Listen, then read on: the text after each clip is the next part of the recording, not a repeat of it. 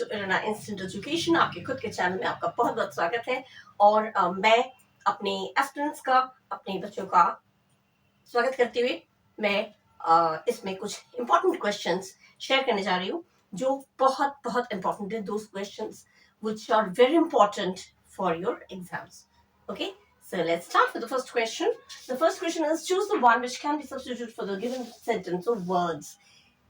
उसको चूज करिए जो इस सेंटेंस या वर्ड के जगह पर यूज हो सकता है। ठीक है, a person who devotes his और her life for the welfare of the others, welfare माने भलाई के लिए।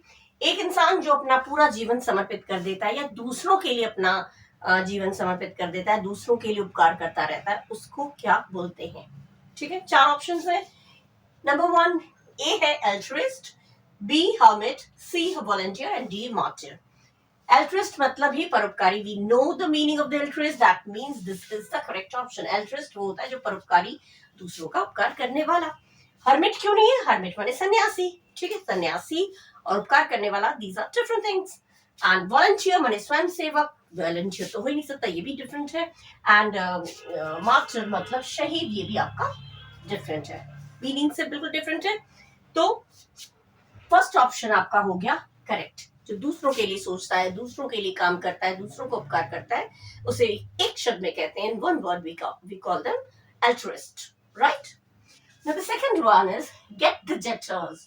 Get the jitters. Get the jitters माने एकदम घबरा जाना, परेशान हो जाना, घबराहट होना। ठीक है, oh come on, don't get the jitters.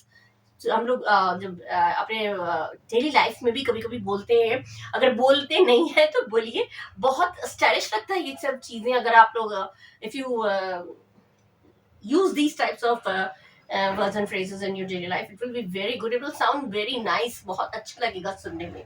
अपना इंप्रेशन जो बनेगा वो तो बनेगा ही। एनीवे, कंपटीशन के लिए पढ़ रहे हैं तो गेट द जेटर्स आपका आ सकता है। गेट द जेटर्स माने घबराहट होना, एंग्शियस होना, एंग्जाइटी होना। ठीक है, तो फीलिंग एंग्शियस जो फर्स्ट ऑप्शन है यही आपका सही है, क्योंकि फीलिंग एंग्शियस माने बेचैन होना, घबराहट होना, बेचैन होना। बी है फीलिंग हैप्पी, हैप्पी और बेचैन कभी मैच कर रहा है? नहीं मैच कर रहा है। हैप्पी माने तो खुश, और स्टैमरिंग माने हकलाना, और फीलिंग एक्सपोज माने उजागर होना, सामने आना। ठीक है, तो करेक्ट ऑप्शन जो मैच कर रहा है गेट द जिटर्स के साथ वो है हमारा option A, that is feeling anxious. So this one is the correct option, right? Now third one, high on the bog. High on the bog. High on the bog माने to go to bed or to go to sleep, to study for a test, to live in a luxurious or costly way, या to have something secured. High on the bog एकदम चरम ऊंचाई पर पहुंचना। Bog होता है शाखा, एकदम ऊंची शाखा पे पहुंच जाना। इसको ऊंची शाखा पे पहुंच जाना मतलब बिल्कुल बहुत ही आराम की जिंदगी जीना, बहुत ही कॉस्टली और लग्जरियस लाइफ जीना, ये होता है इसका करेक्ट ऑप्शन मीनिंग। तो ये हो गया आपका correct option. Have something secured नहीं होगा। ठीक है, हैव समथिंग सिक्योर्ड नहीं होगा, टेस्ट के लिए स्टडी कर रहे हैं ये भी नहीं होगा, और गो टू बेड या गो टू स्लीप भी नहीं होगा। ठीक है, हाई ऑन द बॉग माने एकदम ऊंचाई पर होना, यानी कि बहुत आराम की जिंदगी होना। ठीक है, तो ये हो गया आपका ऑप्शन सी हो गया करेक्ट ऑप्शन। ठीक है, now the next one is everybody choose the correct option and to fill in the blank. Everybody dash keen to participate in the drama. Everybody drama में सब लोग पार्टिसिपेट करने के लिए इच्छुक हैं, कीन माने इच्छुक। ठीक है, इसमें एवरीबडी जब भी होगा, एवरीबडी, समबडी, नोबडी, हमेशा सिंगुलर के हिसाब से हेल्पिंग वर्ब होगा। जो भी है इज, एम, आर या वॉज, वर, इनमें से जो सिंगुलर के साथ लगता है वो लगेगा। एवरीबडी, समबडी, नोबडी, एनीबडी, इस तरह के जब भी सेंटेंस होंगे, वर्ड्स होगा, तो ध्यान रखिएगा इसमें हमेशा सिंगुलर के अकॉर्डिंग हम लोग फिल करेंगे। तो इसमें वर्ड तो सिंगुलर नहीं है, ये प्लूरल है, आर भी प्लूरल है। और हैज क्या कह रहा है? हैज जो है वो परफेक्ट का काम करता है, परफेक्ट टेंस है, तो हो चुका तो नहीं है, तो चुका है। अगर चुका होता कि सब लोग ड्रामा में पार्टिसिपेट करने के इच्छुक हो चुके हैं नहीं होगा, उस हिसाब से हैज गलत है। तो सिंगुलर में आपका एवरीबडी के हिसाब से आ गया इज, सब लोग ड्रामा में पार्टिसिपेट करने के इच्छुक हैं। ठीक है, तो इज आपका सिंगुलर है, आर और वर इसलिए नहीं आएगा क्योंकि प्लूरल है, और हैज जो है वो काम का कंप्लीटनेस, परफेक्टनेस समझाता है।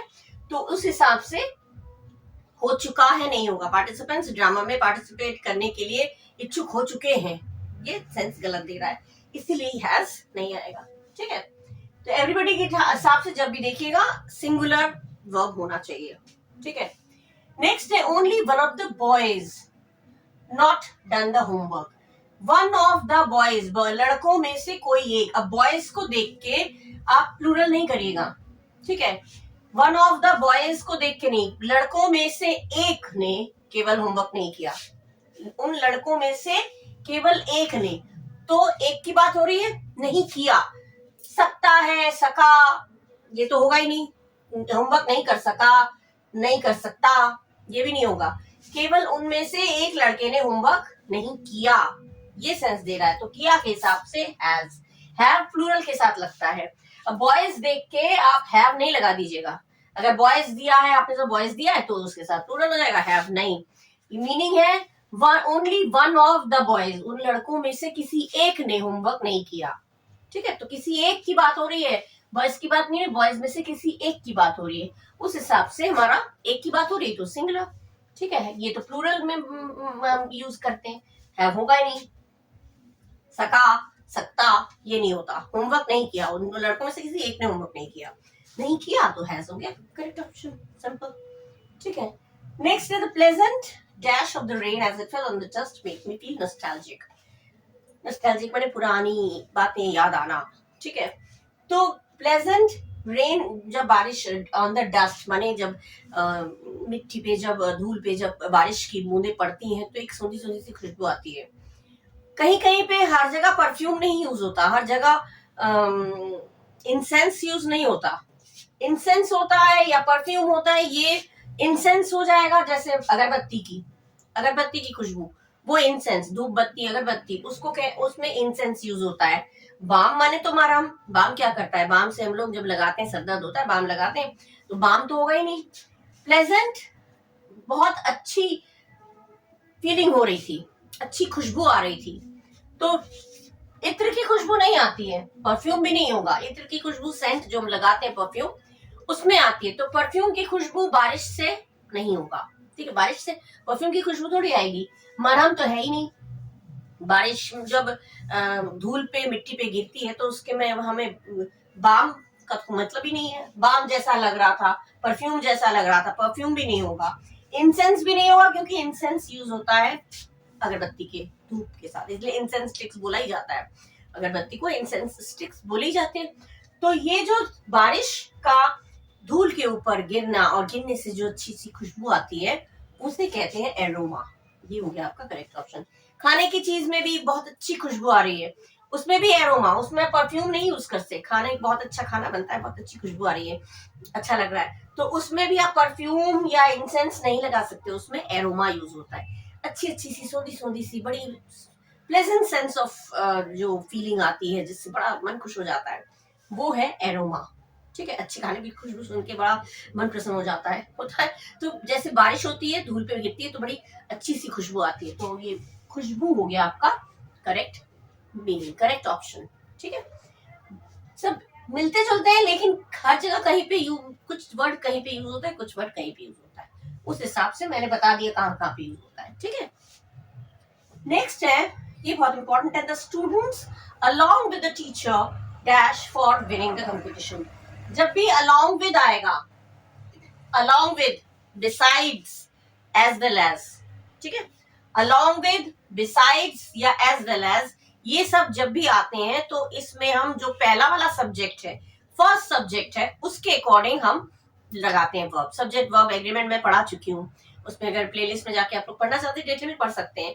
वर्ब जो होगा, जो भी हम इज़-एम-आर या वॉज-वर जो भी लगाएंगे, वो हमारा फर्स्ट सब्जेक्ट को देखते हुए, जब भी along with, as well as या बिसाइड्स, इस तरह के जब भी होंगे, तो उसमें जो पहला वाला सब्जेक्ट, यहाँ पे एक सब्जेक्ट ये है और एक सब्जेक्ट ये है, दो लोगों की बात हो रही है, स्टूडेंट्स और टीचर। तो पहला वाला सब्जेक्ट क्या है, पहला वाला सब्जेक्ट है स्टूडेंट्स, प्लूरल में है ना, तो इसमें हम जो फिल करेंगे वो भी प्लूरल में होना चाहिए। It should be plural because this is plural. First subject is plural, that means you'll have to fill the plural form of the verb. ये प्लूरल है, ये अगर सिंगुलर होगा तो सिंगुलर भरेंगे, ये प्लूरल होगा तो ये प्लूरल भरेंगे. फर्स्ट सब्जेक्ट को देखते हुए ही भरना है. तो इसमें इस तो होगा नहीं, अवार्ड्स ये तो होगा ही नहीं, और वॉज सिंगुलर के लिए आता है. दिया गया, स्टूडेंट्स के साथ टीचर्स को भी विनिंग कंपटीशन के लिए अवार्ड दिया जाएगा या दिए गए. तो वर अवॉर्डेड, स्टूडेंट्स क्योंकि प्लूरल है तो वर अवॉर्डेड आपका करेक्ट ऑप्शन है. ये भी गलत है, ये भी गलत है. इज नहीं होगा. इज देख के सही लगता है, अवॉर्डिंग दिया है एक तो. वॉज अवॉर्डेड, अवॉर्डेड वॉज आप टीचर को देख के वॉज नहीं लगाएगा, टीचर एक है तो वॉज लगा दिया, नहीं. ये अलॉन्ग विद करके टीचर, उनके साथ साथ स्टूडेंट्स, उनके साथ साथ टीचर को भी विनिंग कंपटीशन के लिए अवार्ड दिया गया. तो ये जो भी अलॉन्ग विद जब आएगा तो पहले वाले सब्जेक्ट अगर प्लूरल है तो हम प्लूरल फॉर्म भरेंगे, सिंगुलर है तो सिंगुलर फॉर्म भरेंगे. तो ये प्लूरल है इसलिए हमने वर्ड लगा दिया. वॉज सिंगुलर है, इज भी सिंगुलर है, और अवार्ड्स तो आएगा ही नहीं क्योंकि दिया गया कंपटीशन में. तो ये अवार्ड्स में दिया जाता है, अवार्ड, ये तो मीनिंग नहीं बन रहा है यहाँ पे. ठीक है, ये ध्यान रखिएगा. सब्जेक्ट वर्ब एग्रीमेंट क्या भी इस तरह का आता है. ठीक है.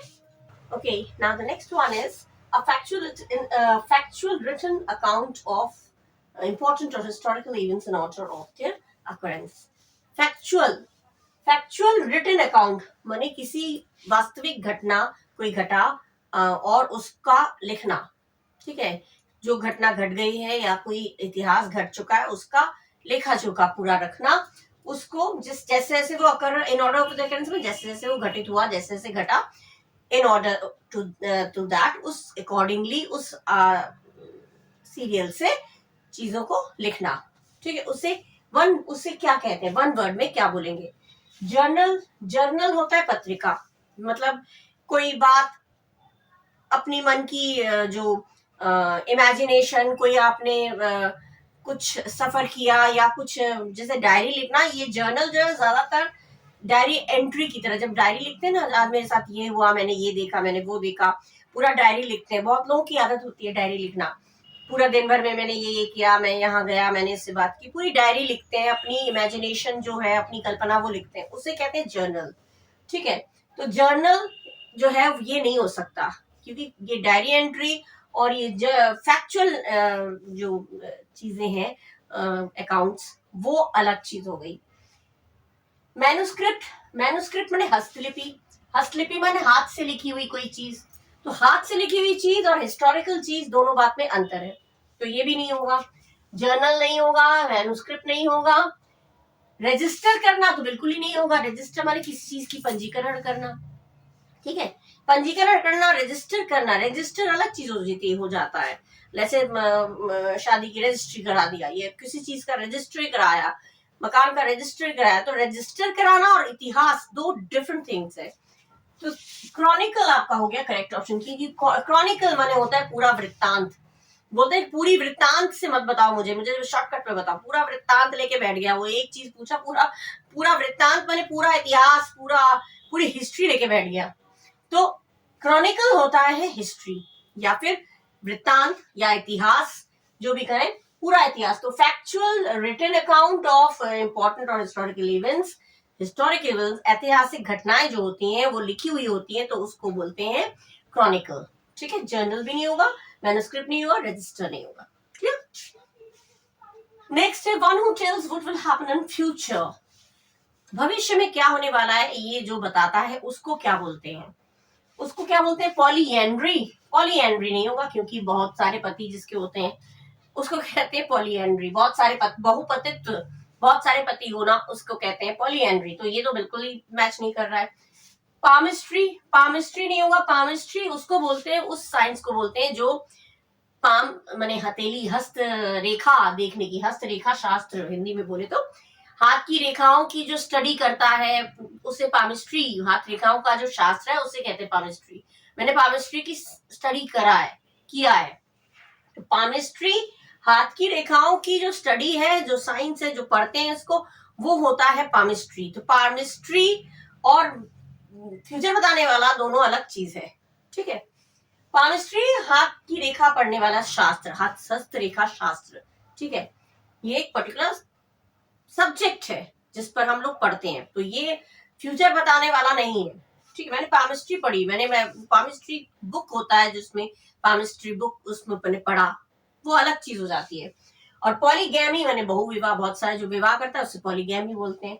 तो तीनों जो है वो मैच नहीं कर रहा है। हमारा मैच क्या कर रहा है, ये भी मैच नहीं कर रहा है। हमारा मैच है सीयर। सीयर माने दृष्टा या भविष्य दृष्टा। सीयर, सिंपल में सीयर, ये आपको बिल्कुल ही पामिस्ट्री से कंफ्यूज मत होइएगा। पामिस्ट्री माने हाथ की रेखा का जो शास्त्र है, जो स्टडी करते हैं उससे कहते हैं पामिस्ट्री। मैंने पामिस्ट्री पढ़ा है। तो पामिस्ट्री, और आगे जाके क्या होगा, वो कहते हैं ना मेरे घर में दादाजी हैं, मेरे घर में पापा जी हैं, वो समझ जाते हैं आगे जाके क्या होगा। आगे जाके क्या होगा, तो आगे की फ्यूचर की बातें जो बता देता है उसको बोलते हैं दृष्टा या भविष्य दृष्टा, इंग्लिश में बोलेंगे तो सीयर। ठीक है, बिल्कुल कंफ्यूज मत होइएगा, सीयर इसका करेक्ट ऑप्शन होगा। ये आ चुके हैं, आते हैं इस तरह के, ठीक है, कंफ्यूज करने के लिए दिया जाता है। Next, choose the correct option of the idiom. ये फ्रेज है, इडियम है rest on one's laurels. Rest on one's laurels क्या होता है, जब एक बार हम चैंपियन बन गए, कोई गेम, कोई हमने क्रिकेट खेला है, किसी चीज में भी हमने वर्ल्ड कप खेला, तो एक बार चैंपियन बन गए, फिर हम मेहनत करना छोड़ दिया, हो गया बस। ये एक बार क्लास में बढ़िया नंबर लिया है, फिर इत्मीनान से बैठ गए, फिर आप क्या मेहनत करना। तो ये रेस्ट ऑन वंस लॉरेल्स मतलब होता है पुरानी ख्याति पर संतोष किए बैठे रहना। एक बार ख्याति मिल गई, एक बार फेमस हो गए, एक बार हमने दिग्विजय हो गए, एक बार जीत कर हासिल कर ली, तो बस आराम से बैठ गए, वो नहीं। जैसे आप लोग पढ़ते हैं, एक बार आप लोगों ने, जैसे क्लास में आप लोग फर्स्ट आ गए, तो फर्स्ट आ गए इसका मतलब ये नहीं कि आगे पढ़ाई बंद कर दीजिए, अरे हम तो फर्स्ट आने वालों में से है, इत्मीनान से बैठ गए, कोई कामकाज नहीं, एफर्ट आपको करते रहना है। अगर आपने एफर्ट करना छोड़ दिया, कोशिश करना छोड़ दिया, आराम से बैठ गए, तो उस पर्टिकुलर सिचुएशन को बोलेंगे रेस्ट ऑन वंस लॉरेल्स। कहेंगे don't rest on your laurels. आराम से इत्मीनान से मत बैठो, एक बार तुम्हारे 99% आ गए तो अब आराम से बैठे हो, नहीं, पढ़ते तुम्हें रहना है, कोशिश करते रहना है। ठीक है, एक बार चैंपियन बन गए किसी में, तो तैयारी और जो एफर्ट है, जो कोशिश है, वो लगातार बनाए रखना है। जो नहीं बना के रखता है, अपनी पुरानी फेमिलियरिटी को देख के इत्मीनान से बैठ जाता है, उस पर्टिकुलर चीज को बोला जाता है रेस्ट ऑन वंस लॉरेल्स। ठीक है, मीनिंग समझा दिया। अब इसमें देखिए ऑप्शन में क्या है, to retire from active life, अपनी एक्टिव लाइफ, अपनी चुस्ती फुर्ती लाइफ से रिटायर होके बैठ जाना, अब नहीं करेंगे हम, एक बार हम फर्स्ट आ गए बस, अब नहीं पढ़ेंगे हम, हो गया। ये जो है बिल्कुल मैच कर रहा है इससे। ठीक है, ये क्यों नहीं होगा, टू रिमेम्बर थिंक क्लियरली, चीजों को स्पष्ट रूप से याद करना नहीं होगा, कि चीजों को साफ साफ याद करना नहीं होगा। Not to come to the point मतलब सीधी बात पे ना आना, ये भी नहीं होगा। और डिफेंड फ्रॉम एनिमीज, दुश्मनों से बचाना, ये भी नहीं होगा।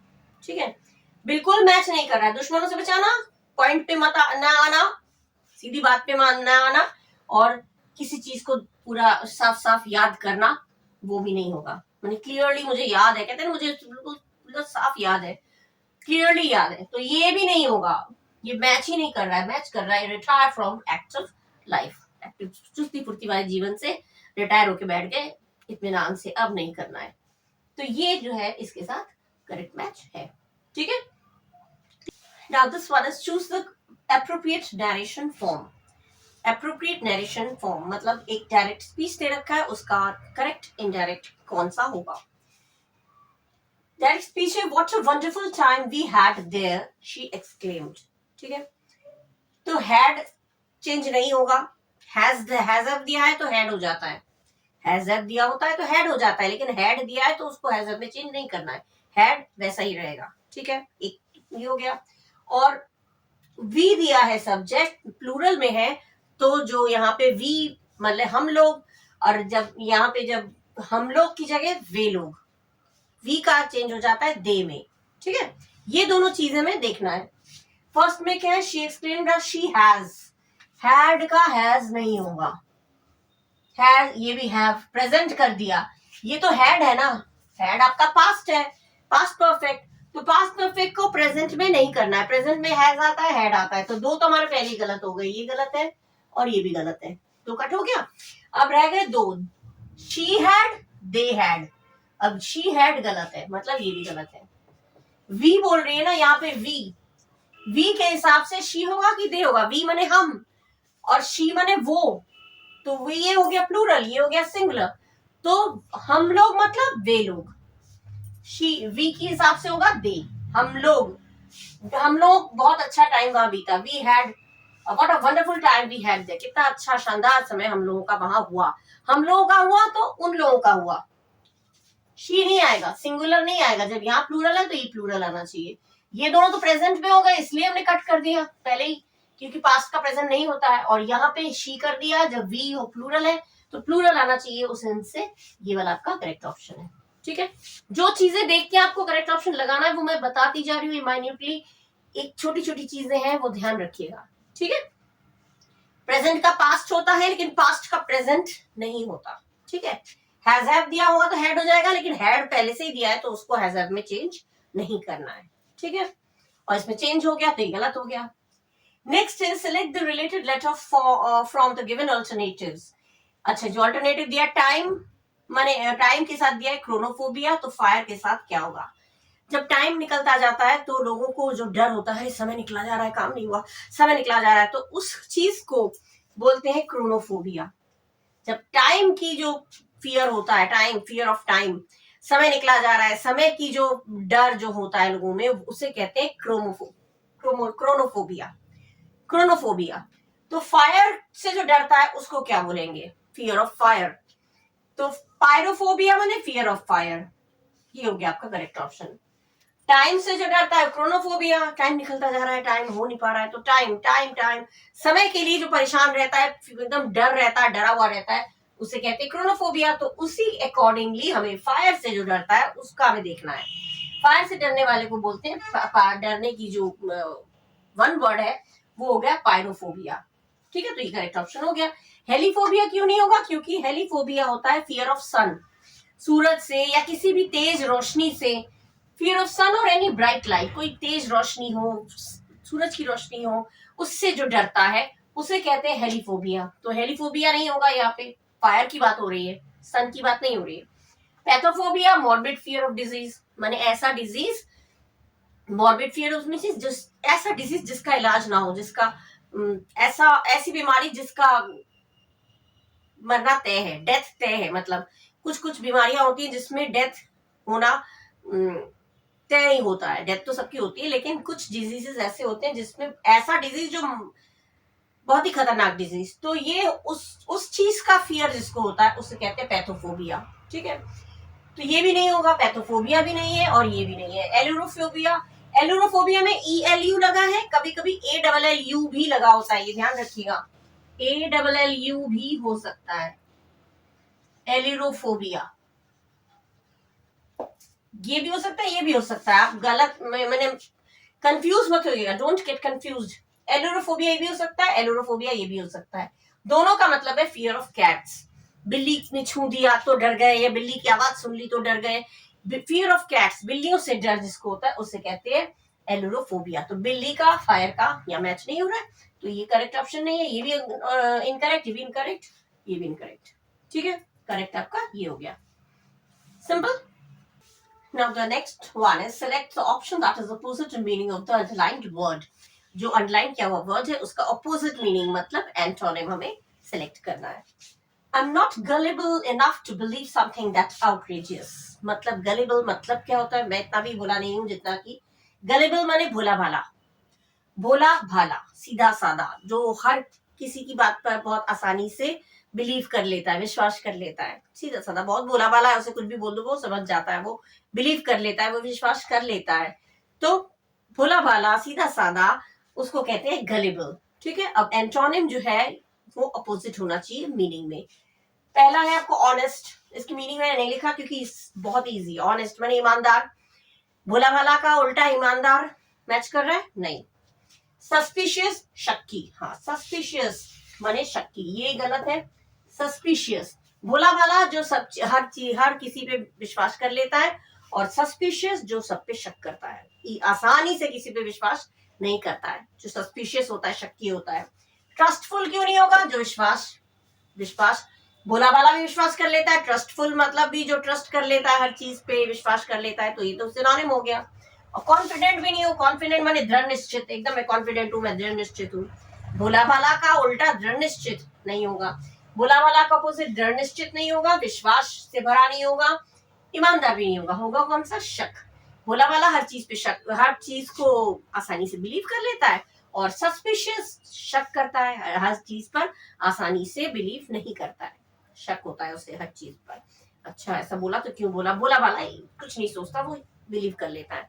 तो ये हो गया आपका सस्पिशियस, आपका हो गया गलेबल का अपोजिट। मीनिंग विस्तार से बताती जा रही हूँ डिटेल्ड में, so that you can keep this in your mind, right. Next है अपोजिट ऑफ मॉडिकम। मॉडिकम वर्ड का मतलब है बहुत कम, मॉडिकम कम, कम मात्रा में, थोड़ी मात्रा में। तो इसका अपोजिट अगर पूछा जाए तो ज्यादा मात्रा में होना चाहिए, है ना। अपोजिट बिल्कुल अपोजिट मीनिंग होगी। सिंप्लिसिटी माने सादगी, सादगी, और कम मात्रा में, कहीं नहीं हो रहा है। ब्रेजनेस मतलब निर्लज्जता, बेशर्मी, बेशर्मी भी इसके साथ नहीं जा रहा है मीनिंग में।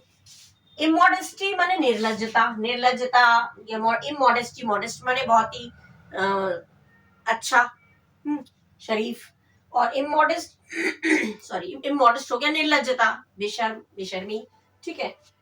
तो मॉडिकम मतलब कम मात्रा में, लार्ज अमाउंट मतलब ज्यादा मात्रा में। लार्ज अमाउंट तो सिंपल मीनिंग दिया है, लार्ज अमाउंट माने ज्यादा मात्रा में, तो मॉडिकम का अपोजिट हो गया लार्ज अमाउंट, ठीक है। लार्ज अमाउंट मतलब अधिक मात्रा में, ठीक है, सिंपल है। Next choose the word which is similar in meaning, मतलब सिनोनिम, जो सिमिलर मीनिंग, एक जैसा मीनिंग है, उसको हमें सेलेक्ट करना है। वर्ड क्या है, प्रेडिकेमेंट। प्रेडिकेमेंट माने स्थिति या कठिन परिस्थिति, मुश्किल समय, उसे कहते हैं प्रेडिकेमेंट, ठीक है। मुश्किल समय, कठिन परिस्थिति या स्थिति जिसे भी कहें, तो उससे मैच करता हुआ होना चाहिए, क्योंकि सिमिलर बोला है। सिमिलर माने एक जैसा, मीनिंग मैच करना चाहिए, ठीक है। प्लाइट दुर्दशा, ये हो गया करेक्ट मीनिंग। कठिन परिस्थिति, कठिन समय, मुश्किल समय, दुर्दशा, हो गया ना एक जैसा मीनिंग। अब प्लंडर माने लूट, कठिन परिस्थिति का अपोजिट मीनिंग, मिलता जुलता मीनिंग लूट नहीं होगा, जादू टोना नहीं होगा। अकल्ट, अकल्ट माने जादू टोना। स्टेंटोरियन माने बुलंद होना। कठिन परिस्थिति का मीनिंग भी उसी तरह का होना चाहिए, तो दुर्दशा मतलब भी कठिन परिस्थिति, मुश्किल समय, तो दुर्दशा हो गया करेक्ट ऑप्शन। ये बुलंद, ये इसका मीनिंग नहीं निकल रहा है, लूट माने भी इसका मीनिंग नहीं है, जादू टोना भी इसका मीनिंग नहीं है, ठीक है। तो प्लंडर, अकल्ट, स्टेंटोरियन, ये तीनों नहीं है आपका करेक्ट मीनिंग, जो मैच कर रहा है वो आपका हो गया प्लाइट। प्लाइट माने दुख, दुर्दशा, कठिन परिस्थिति, मुश्किल समय, जो कि प्रेडिकेमेंट के मीनिंग से मैच कर रहा है, ठीक है, इजी है ना। नेक्स्ट है the reddest flower would look as pale as snow, as pale as snow, उतना फीका जितना स्नो। इसमें figure of speech, which figure of speech is used in the line. Figure of speech जब मैं पहले भी सारे क्वेश्चंस कर चुकी हूँ, उसमें मैंने बताया है, जब भी सिमिली होता है उसमें सो, एज, लाइक, सच, ये सारे वर्ड्स तुलना करने के लिए यूज होता है। और यहाँ पे स्नो और फ्लावर और स्नो दोनों को कंपेयर किया गया है, ठीक है। ये फ्लावर इतना पेल दिखेगा जितना स्नो, तो फूल और स्नो दोनों को कंपेयर किया गया है, तुलना की गई है, ठीक है। तो और वर्ड्स क्या है, एज पेल एज या सो या सच या लाइक, ये वर्ड्स जब यूज होते हैं तुलना करने के लिए, तो वो फिगर ऑफ स्पीच हमारा होता है सिमिली, ठीक है। तो ये इसको देखते हुए हमें समझ में आ गया एक झलक में कि ये सिमिली है, दिस इज सिमिली। मेटाफोर में क्या होता है वो मैं बता चुकी हूँ, पहले वाले क्वेश्चंस में बहुत बार आ चुका है, मैं बता चुकी हूँ। मेटाफोर में कंपेयर करते हैं, लेकिन so as like words use नहीं होता। पर्सोनिफिकेशन, बेजान चीज को जानदार के रूप में प्रेजेंट किया जाता है, मानवीकरण।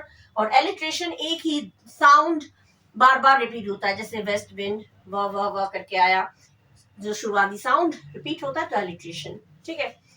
पहले कई बार आ चुके हैं इस तरह क्वेश्चन, अगर आप लोग मेरे पुराने व्यूअर्स हैं तो आप लोगों ने देखा होगा, मैं पहले भी ये क्वेश्चन सॉल्व कर चुकी हूँ और विद मीनिंग मैं कर चुकी हूँ, ठीक है। मीनिंग भी मैंने हिंदी में लिख दिया है उसमें, इसलिए इसमें मैंने रिपीट नहीं किया। मीनिंग हालांकि मैंने बता दिया कहाँ पे क्या लगता है, तो सो एज लाइक है तो ये सिमिली हो गया, simple. Next, Johnny is a keen player but unfortunately he has dash skills. Skills माने कुशलताएं, उसकी जो कौशल है, उसकी जो कुशलताएं, उसकी जो खूबियां हैं, वो क्या है, खूबियां जो है वो गिन सकते हैं, उसमें ये एक ये खूबी है, एक ये खूबी है, एक ये खूबी है, जो कुशलता है, स्किल्स है, वो गिना जा सकता है। तो यहाँ पे लिटिल जो है वो गिना नहीं जा सकता। Little sugar, little salt, little water, तो लिटिल जो है वो अनकाउंटेबल के लिए यूज होता है, तो स्किल्स के लिए लिटिल नहीं आएगा। सम भी अनकाउंटेबल के लिए होता है, तो सम भी नहीं आएगा। कुछ, मुझे कुछ, गिव मी सम राइस, मुझे कुछ राइस दे दो, तो कुछ राइस गिनते थोड़ी है। सम भी अनकाउंटेबल चीज है जबकि यूज होता है। स्किल्स हमारा अनकाउंटेबल नहीं है। लिटिल हमारा अनकाउंटेबल है, लेकिन स्किल्स का अनकाउंटेबल नहीं है। स्किल्स को देखते हुए हमें करना है। स्किल्स तो हम काउंट कर सकते हैं, तो काउंट कर सकते हैं, तो ये भी नहीं होगा, ये भी नहीं होगा, और नन तो होगा ही नहीं, तो ये हमारा करेक्ट ऑप्शन है। फ्यू स्किल्स, उसके कुछ एक खूबियां। फ्यू जो है वो काउंटेबल में यूज होता है, ठीक है। फ्यू मतलब कुछ, और लिटिल वाले भी थोड़े हैं, लेकिन लिटिल और सम जो वो काउंटेबल नहीं होता, जबकि स्किल्स काउंटेबल चीज है, इसलिए इन दोनों को कट पहले कर दिया। नन तो आएगा ही नहीं, नन स्किल्स सुन के ही गलत लग रहा है, नन स्किल्स। प्लेयर तो अच्छा है, लेकिन बदकिस्मती से उसकी कुशलता है, उसकी स्किल्स बहुत कम है, तो फ्यू हो गया, क्योंकि स्किल्स काउंट कर सकते हैं, इसलिए few. That's all. Next fill in the blanks with the correct word. Correct word option में से देख के जो करेक्ट हमारा जो इसमें बैठेगा फिलअप में, उसे हमें चूज करके टिक करना है, ठीक है। If you live in a corrupt society, cannot rise dash the prevailing corruption. अगर आप करप्टेड सोसाइटी में, भ्रष्ट सोसाइटी में रहेंगे, तो आप उस वहां की जो करप्शन है उससे ऊपर नहीं उठ पाएंगे। ऊपर उठना, you can not live better, तो बेटर के लिए क्या आएगा? अबव नहीं आएगा, अपॉन नहीं आएगा, बियॉन्ड भी नहीं आएगा, ये हम ओवर आ गया। क्योंकि राइज ओवर, राइज के साथ अगर राइज अबव नहीं होगा, राइज अपॉन, राइज बियॉन्ड, दोनों में बियॉन्ड माने के परे, अपॉन माने के ऊपर, ये ऊपर नहीं होगा।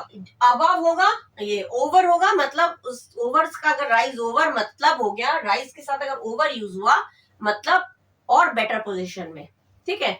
अगर आप करप्ट सोसाइटी में रह रहे हैं, भ्रष्ट सोसाइटी समाज में रह रहे हैं, तो आप जो वहां की करप्शन से ऊपर नहीं उठ पाएंगे, माने आप भी उसमें समा जाएंगे, हैबिचुअल हो जाएंगे। तो ओवर हो गया, राइज ओवर मतलब लिव अ बेटर लाइफ, तो इसीलिए राइज के साथ ओवर ही मैच हो रहा है, ठीक है।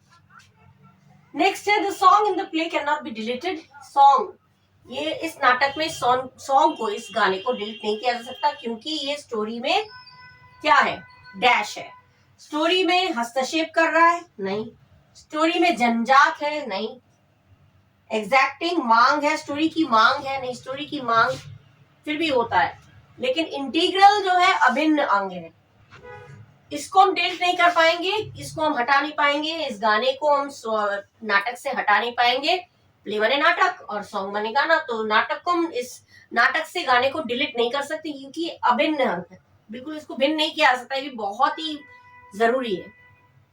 कहानी की मांग होती है तो उसको हम कभी कभी हटा भी देते हैं, लेकिन ये बिल्कुल ही अभिन्न है, इसको तो अलग किया ही नहीं जा सकता, ठीक है।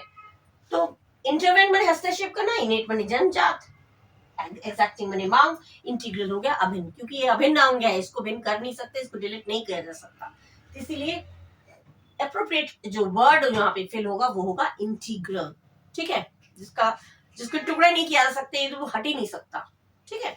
तो ये हो गया इंटीग्रल करेक्ट ऑप्शन, ठीक है। Now the next one is choose the correct option. Correct option को चूज करना है। The teacher was very dash in his subject. अपने सब्जेक्ट में टीचर बहुत डैश थे। क्या थे? प्रोफिशिएंट माने प्रवीण, अनुभवी, ये हो गया आपका करेक्ट ऑप्शन। अपने सब्जेक्ट में वो बहुत अनुभवी हैं, बहुत एक्सपीरियंस्ड हैं, बहुत प्रवीण हैं, बहुत प्रोफिशिएंट हैं, ये हो गया करेक्ट ऑप्शन। अपने सब्जेक्ट में मास्टर है, अपने सब्जेक्ट में टॉप है, अपने सब्जेक्ट में बेस्ट है, नहीं होगा, कुछ भी नहीं होगा। ही वॉज वेरी मास्टर लगा के देखेंगे तो ही गलत लगेगा। The teacher was very master, the teachers were very top, the teacher was very best, नहीं होगा। The teachers was very proficient, adjective आएगा प्रोफिशिएंट। अपने सब्जेक्ट में वो बहुत ही काबिल है, बहुत अनुभवी है, ठीक है, इसीलिए प्रोफिशिएंट जो है वो करेक्ट ऑप्शन हुआ। Next, your answer book will be dash by the computer. तुम्हारी आंसर बुक कंप्यूटर के द्वारा क्या किया जाएगा? रिप्लाई किया जाएगा? रिप्लाई नहीं होगा, रिप्लाई जवाब देना। टेस्टेड किया, टेस्ट नहीं, टेस्ट कोई वो थोड़ी है, ब्लड टेस्ट थोड़ी है जो टेस्ट किया जाएगा। और सबमिट करना मैंने प्रस्तुत करना, प्रेजेंट करना, ये भी गलत हो जाएगा। इवेल्युएट किया जाएगा, मूल्यांकन, आंसर शीट का मूल्यांकन किया जाएगा, इवेल्युएशन होगा, इवेल्युएट किया जाएगा। ये हो गया आपका करेक्ट ऑप्शन। जब भी ऐसे आएगा देखिएगा, देख के लगता है टेस्टेड की, टेस्ट थोड़ी होगा इसमें, टेस्ट नहीं होगा। रिप्लाई और सबमिट तो छोड़ दीजिए, टेस्ट नहीं होगा। कंप्यूटर के द्वारा टेस्ट नहीं होगा, कंप्यूटर के द्वारा मूल्यांकन होगा, इवेल्युएट होगा। तो evaluated is the correct option. ठीक है, मीनिंग देख के ही पता चल जाता है कि कौन सा करेक्ट है। ठीक है, नेक्स्ट है this wine is expensive dash. अब this wine is an expensive नहीं आएगा, दिस लगा ई है, ई तो वोवल है तो एन लगा दें, नहीं। इसमें वाइन इज एन एक्सपेंसिव नहीं आएगा, द एक्सपेंसिव भी नहीं आएगा, ए एक्सपेंसिव भी नहीं आएगा, क्योंकि वाइन एक्सपेंसिव है, इसमें आर्टिकल की जरूरत ही नहीं है। This is a zero article, a नहीं होगा, द नहीं होगा, एन नहीं आएगा। दिस वाइन इज, ये वाइन एक एक्सपेंसिव है, ये वाला वाइन एक्सपेंसिव है, द तो नहीं आएगा, the wine, this wine is the expensive, a भी नहीं आएगा, इज ए एक्सपेंसिव, सुन के ही गलत लग रहा है। दिस वाइन इज एक्सपेंसिव, ये वाइन बहुत एक्सपेंसिव है, बहुत कीमती है, ठीक है, कॉस्टली है, तो ये जीरो आर्टिकल। ये this dress is very costly, तो ये ड्रेस बहुत कॉस्टली है, an costly, a costly, the costly, सुन के ही गलत लग रहा है। This dress is an costly, this dress is a costly, नहीं, सुन के ही गलत लग रहा है। तो ये जीरो आर्टिकल, जीरो आर्टिकल माने यहाँ पे कोई भी आर्टिकल फिट नहीं होगा। देखिए, कंफ्यूज करने के लिए दिया, जब कोई आर्टिकल लगना ही नहीं है फिर भी इन्होंने दे दिया। तो अगर ऐसा ऑप्शन आए तो जीरो आर्टिकल पे ही टिक करिएगा, कहीं हर जगह जरूरी नहीं आर्टिकल होगा ही होगा, जीरो आर्टिकल पर यहाँ पे कोई आर्टिकल नहीं आएगा। Next is select the option that is nearest in meaning, सबसे nearest meaning of the line word broke. The managing director of the company declared that he was broke. Managing director company के उन्होंने घोषणा किया कि वो broke हो गए। Broke means क्या? That there was a need, कि उनको जरूरत है सपोर्ट की, गवर्नमेंट से सपोर्ट की जरूरत है। तो ब्रोक मतलब हो गया दिवालिया हो जाना, पैसे से एकदम क्या बोलते हैं ना, तंगी हो जाना, एकदम पैसों की कमी हो जाना। आई एम ब्रोक, ये स्टाइलिश इंग्लिश में भी मैं पढ़ा चुकी हूँ। मेरे पास बिल्कुल पैसे नहीं है, आई एम ब्रोक, नहीं भैया मैं पैसे नहीं दे सकता, I am totally broke. I am totally broke माने मैं पैसों से बिल्कुल चंटन गोपाल हो गया हूँ, मेरे पास कुछ पैसे नहीं है। आई एम ब्रोक, सिंपली आप कह सकते हैं I am broke, um sorry I am broke. तो ब्रोक माने हो गया दिवालिया हो जाना या पैसे ना होना। रिच नहीं होगा, रिच हो जाएगा, रिच माने अमीर, अमीर हो जाएगा तो सरकार की सपोर्ट क्यों चाहिए उसे, तो अमीर हो गया, प्रॉफिट बना रहा है तो सरकार की सपोर्ट चाहिए। लाइबिलिटीज में देनदारियां बढ़ रही हैं तो इसलिए सरकार की सपोर्ट चाहिए, नहीं। उसने घोषणा कर दिया कि उसकी देनदारियां बढ़ गई, हैविंग लाइबिलिटीज में उनकी देनदारी देने की मतलब कर्जे बढ़ गए, तो ये घोषणा नहीं होगा। ये इस तरह से कोई घोषणा नहीं करता, मैं दिवालिया हो गया हूँ और मुझे सपोर्ट चाहिए सरकार की, तो दिवालिया मतलब बिल्कुल पैसों से खत्म हो गए हम। ठीक है, ये होगा करेक्ट ऑप्शन। ब्रोक का मीनिंग हो गया दिवालिया यानी बैंकक्रप्ट। ठीक है, ये आपके करेक्ट ऑप्शंस हैं। इस तरह से सिलेक्ट करिएगा मैन्युअली एक एक चीज को सोच के, इसलिए मैं बार बार बता देती हूँ इंग्लिश में हिंदी में दोनों में। ठीक है, क्लियर है ना? Next is select the most appropriate word. सबसे अप्रोप्रिएट वर्ड कौन सा है वो सिलेक्ट करना है, किसके लिए? One who does not express himself freely, जो अपने आप को फ्री होकर एक्सप्रेस नहीं करता, अपने बारे में फ्री होकर नहीं बताता, खुलकर नहीं बताता। ठीक है, जो कम बात करता है या फिर अपने बारे में खुलकर नहीं बताता, उसको क्या बोलते हैं? लूनेटिक माने झक्की, पागल, वो नहीं होगा। नंबर 2 बी है एक्सट्रोवर्ट, बहिर्मुखी, जो बहुत ज्यादा बोलता है, सबके साथ मिक्सअप हो जाता है, ये भी नहीं होगा, क्योंकि जो अपने आप को एक्सप्रेस नहीं करता, अपने आप को सबके सामने अपने बारे में फ्रीली नहीं बताता, वो बहिर्मुखी नहीं हो सकता। बहिर्मुखी वो होता है जो सबके साथ मिक्सअप हो जाता है, सबके साथ मिलनसार बन के रहता है, मिलन सबके साथ मिल जाता है, घुल मिल जाता है, तो वो एक्सट्रोवर्ट हो गया। ठीक है, एक्सट्रोवर्ट इसका मीनिंग नहीं आ रहा है। झक्की या पागल, ये भी नहीं होगा। मेगैलोमैनियक मतलब अहंकार होना, मेगैलोमैनियक मतलब अहंकार होना, तो अहंकार होना और अपने बारे में फ्री होकर ना बताना, इसके साथ मैच नहीं हो रहा है। मैच कौन सा हो रहा है? इंट्रोवर्ट मतलब अंतर्मुखी, तो ये भी गलत है, ये भी गलत है और ये भी गलत है। ठीक है, इंट्रोवर्ट माने अंतर्मुखी, अपने ही अंदर अंदर बात को रखना, बताना ना बताना। बहुत लोग, कुछ लोग होते हैं इंट्रोवर्ट होते हैं, कहते तुम बहुत इंट्रोवर्ट हो, मतलब खुलकर किसी के साथ मिल नहीं पाते हो, अपनी बात नहीं जाहिर कर पाते हो। और एक्सट्रोवर्ट जब खुलकर अपनी बात बोल देते हैं, किससे भी मिल लेते हैं। अंतर्मुखी अपने एकदम चुप चुप रहते हैं, अपनी बात को अपने तक ही रखते हैं, तो उसको कहते हैं इंट्रोवर्ट। और one who does not express himself, वो भी मतलब वही हो गया, जो अपने बारे में फ्री होकर नहीं बताता, अंदर ही अंदर बात को रखता है वो हो गया अंतर्मुखी, ठीक है, यानी कि इंट्रोवर्ट, ठीक है। नेक्स्ट है in the offing. In the offing, actual offing का मतलब होता है समुद्र का किनारा। किनारे पर, कहते हैं मैं किनारे पे ही हूँ, बस आ गया। किनारे मतलब एकदम बस आ गया।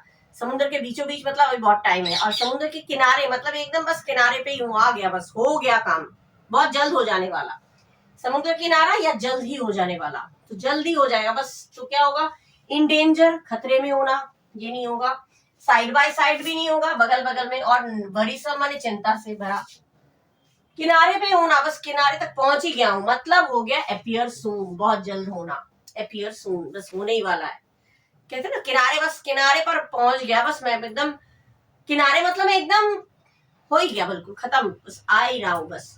तो अपीयर सून, ऑफिंग का मतलब है समुद्र किनारा या जल्द ही हो जाने वाला, और उसका जो करेक्ट ऑप्शन हो गया अपीयर सून। ध्यान रखिएगा, ये आते हैं, इंपॉर्टेंट बहुत है, क्योंकि इसके साथ मैच में वरी सब मैंने मीनिंग नहीं, वरी मतलब चिंता, चिंता से भरा, अगल बगल से, साइड बाय साइड, डेंजर माने खतरा, कोई भी इसके साथ पर्टिकुलर मैच नहीं कर रहा है वर्ड के साथ, ठीक है। इसका मीनिंग भी मैंने दे दिया है। अपीयर सून और जल्द ही होना, ये मैच कर रहा है, तो करेक्ट ऑप्शन हो गया B, appear soon.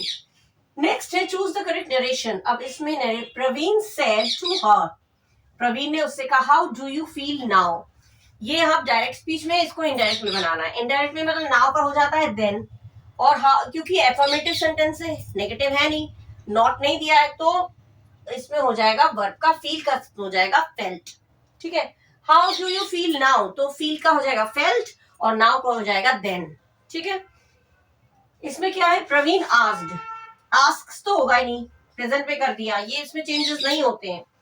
Praveen asked her how she felt then, simple, यही इंपॉर्टेंट है, यही सही है, क्योंकि यहाँ पे नाउ दे रखा है, ये तो पहले गलत हो गया। यहाँ आस्क दे रखा है, ये भी गलत है, ठीक है। और यहाँ पे फील्स कर दिया, ये भी गलत है। क्यों गलत है बताती जा रही हूँ। यहाँ पे आस्क कर दिया, प्रवीण आस्क्स, आस्क्ड का आस्क नहीं होगा। यहाँ पे फील का पास्ट टेंस फेल्ट होता है, फील्स नहीं होगा, ये गलत हो गया। और यहाँ पे नाउ का देन चेंज नहीं किया, तो तीनों गलत हो गए, बच गया एक, मतलब first one. Praveen asked her how she felt then, question word, फिर सब्जेक्ट, हेल्पिंग वर्ब या वर्ब जो भी होता है उसके बाद, ठीक है, ये नियम है। तो ये हो गया आपका correct option, Praveen asked her how she felt then, now का देन भी कर दिया और फील का फेल्ट कर दिया, सिंपल, इजी है।